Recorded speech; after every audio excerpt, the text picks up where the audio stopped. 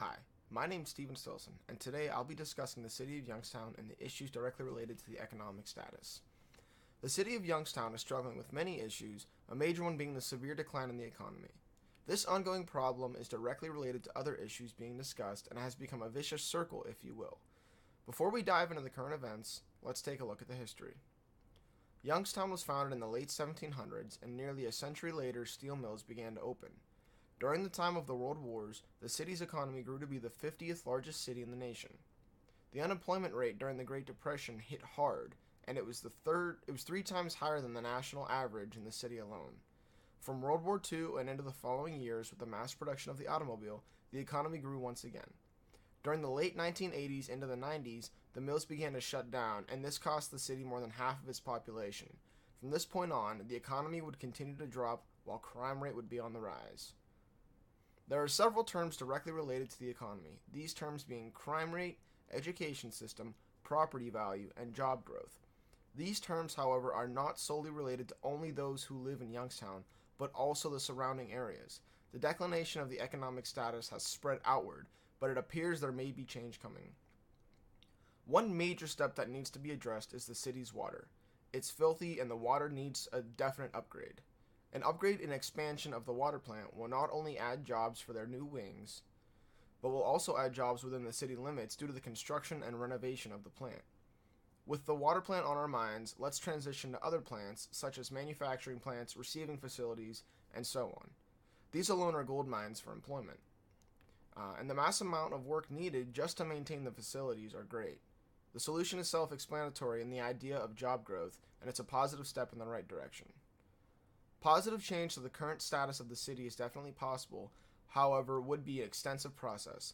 The support from the city's residents is key and would allow for the forward movement to be more of a possible outcome. Less of a plausible one, if you say. Say that the residents are on board for a big change. What would the next step be? Let's look back to the key terms directly related to the issue.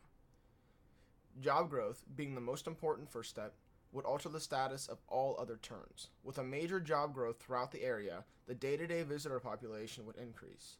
This plays, in part, not only to residents having more available jobs, but also those from within and outside the surrounding areas venturing into town day after day to earn their living. In theory, added jobs should decrease the crime rate, however, it is unclear exactly how much it would be decreased.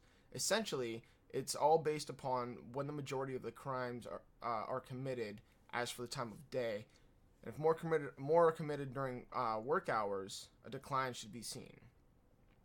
This decrease leads to the next two key terms being education system and property value. With the crime rate going down, the property value will go up, and the added creation of new jobs, overall citywide income. All the factors are there, the only one left is the education system. With the rise in job opportunity, decrease in crime rate, and the increase in property value, people will be flooding back into the area and it will become more of a progressive living than it ever was.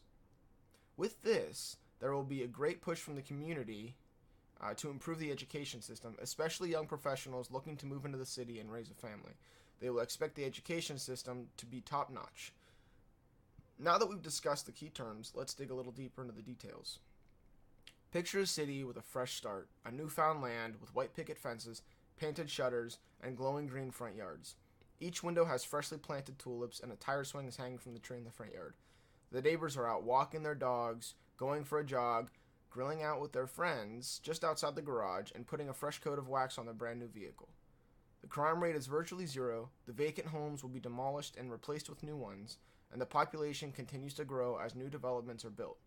Jobs are being created as far as the eye can see, and Youngstown, the newfound land, is back at the top, and not only one of the largest cities, but one of the best cities to live in, to raise a family, and to even vacation to. The hills just beyond downtown, as seen from 680, are covered in newly built homes. The air is fresh and clean, no garbage on the side of the newly paved streets.